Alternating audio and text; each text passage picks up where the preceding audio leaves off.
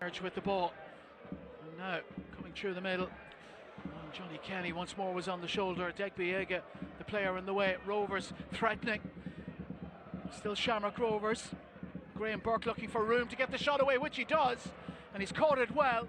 It's come off a defender. Rovers still have it, and Graham Burke still looking for room for the shot, and he's got it away. Oh, it struck the bottom of the post and away to some sort of safety, but Rovers will try and recycle it here.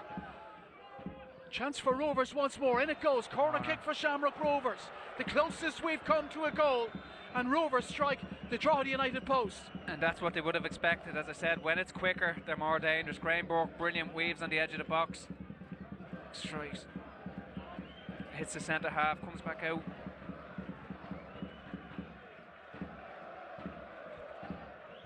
Shamrock Rovers with a corner kick. Right-footed, out-swinger, flicked away.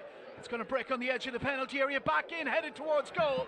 Away once more by Drogheda. Another corner kick, yet another corner kick. It was Marcus Poom with the shot. They've got to rally together now, and it's another corner. It's the ninth corner of the game. They've got to rally together now and just make sure Rovers don't score in this period. Drogheda United getting plenty of set-piece practice at Weaver's at the start of this second half. They'll try and make this one count. Right-footed, in it goes to the centre. Oh, and it's missed by Colin McCabe. And have they pushed it in? They have, Rovers. And it's a calamity on the Drogheda United goal line. It's celebration for Shamrock Rovers. They won't care one bit about that. Rovers are in the lead. 8 minutes into the second half. It's Drogheda United 0, Shamrock Rovers 1. We asked, can they sustain, can they keep the clean sheet under this pressure? But you know what? It's a calamity from the goalkeeper, isn't it? There's nothing anyone can do about it. He's made his decision. He's tried to come out and punch. You'll see it now again. Colin McCabe comes, and it looked like he got there. Ball still had to be forced over the line, and it was by Graham Burke, perhaps with the help of Emmanuel Adegbiega. We'll see who the goal will be given to, but Graham Burke, who scored the Shamrock Rovers goal last week, has got the Shamrock Rovers goal this week. Shamrock Rovers lead by 1-0. Yeah, does his little dance and delivers it into the front post.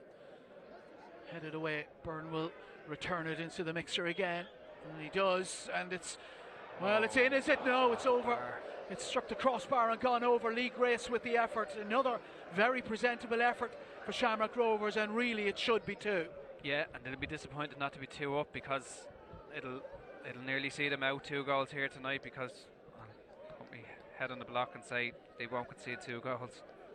But they can't find it. So listen, it's still game on. It's that horrible scoreline that, you know, it's 1-0 for Dylan Watts.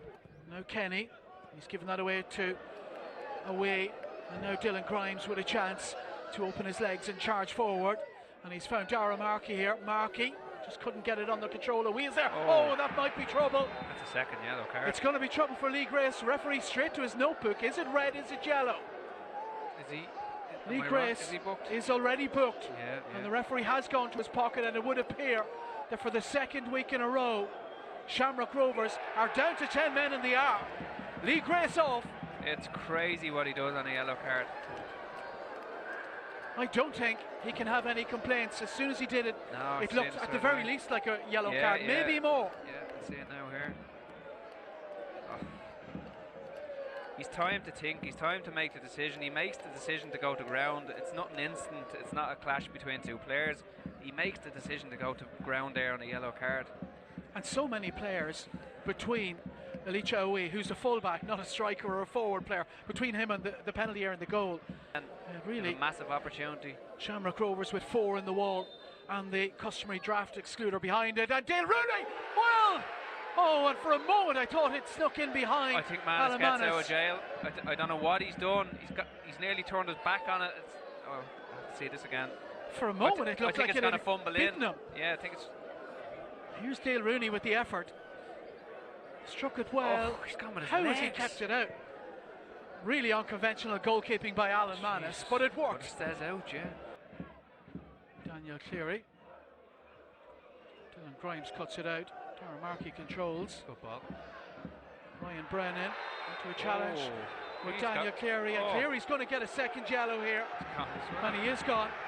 And that one, in my opinion, a little harsher than the last. Not sure he knew all that much about. I'd like to see it again. And Rovers. There's not too many players complaining about it. You can usually see off your own players' reactions. Rovers shorn of a second player here.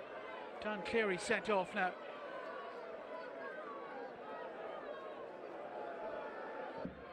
Let's see, after only being booked. Oh.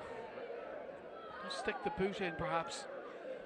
It looks intent as he goes to do it, but whether he's actually committed the crime, it's hard to see. The referee's very close, but that's all I'd say. There's not too many Shamrock Rovers players complaining about it. Might get another look at all 3 goals just for Sligo Rovers. UCD 2, Sligo Rovers 3. And we with the header. Here's a Degbiega. Really good pass with the outside of his boot. Now it's Warren Davis.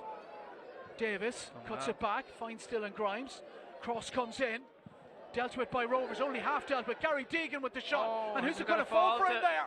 Here it is. Chance here for Drogheda, and they scored, and it's Ryan Brennan.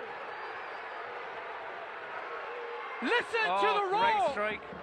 We talked about important goals. He pops up with them. It's a clean strike, top of the foot, straight through it. Ryan Brennan gets the equaliser, and Drogheda now fancy a winner, perhaps. Yeah, they'll want it. They'll want the ball. They have it back in the spot. They'll want it. 89 minutes. Ryan Brennan. When the opportunity presented itself, Ryan Brennan was ready for it. We talked about it, getting the ball wide. Rovers can't get out there. They're down to 9 men. They're nearly having to sacrifice and allow the crosses come into the box, try to defend them. They're after getting caught. And now the question is, how much time will be on that board when it's held up in a moment's time by the 4th official? Also wants a chance. Rovers have to be resolute. Try to be too clever with it. Meach Deegan. There's Colin McCabe. They're getting joy from balls in the box. Put it in the box. McCabe. Long and direct towards Conor Keeley, who's stayed forward. That. He's won it. Oh, there's a chance for Dylan Grimes. What a tackle by Gannon. What a challenge by Sean Gannon to put it behind. What a touch. I think he's just getting on the end of it. It's a great knockdown. Keeley was going to win it all day long. He was winning that knockdown, and it's a good knockdown as well. Dylan Grimes thought he'd won it. Drogheda supporters thought he'd won it. He has it. In it goes by Markey. Across goes Adegbiegi's gone down. It's a scramble in there, and it's gone behind again. And Drogheda United appealing for a penalty kick, and they may well have a claim, Paul. Well, if you see the player's reaction, that's the first thing I look at all the time. Seconds away, surely, from the referee's final whistle. Sean Grant, he's allowing it to continue. No, he's not. Whistle to his lips, and he brings what's been an enthralling match to a conclusion here. A share of the spoils, and that's just about the right result, I think it's fair to say, although Drogheda United applied huge pressure. But Shamrock Rovers held out in the latter stages of the match, largely after Ryan Brennan's late equaliser.